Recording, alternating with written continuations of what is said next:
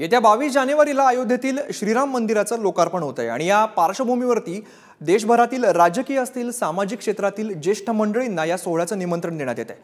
अयोध्येतील राम मंदिर लोकार्पणाचं काँग्रेस नेत्यांना सुद्धा निमंत्रण देण्यात आलंय। सोनिया गांधी, राहुल गांधी, मल्लिकार्जुन खरगेंनाही निमंत्रण मिळालंय। असं असताना शरद पवार आणि उद्धव ठाकरे मात्र अद्याप ही निमंत्रणाच्या प्रतीक्षेमध्ये आहेत।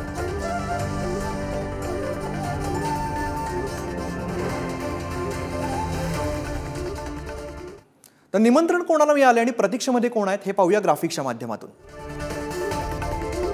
तर सोनिया गांधी, राहुल गांधी आणि मनमोहन सिंग यांना निमंत्रण मिळालेलं आहे।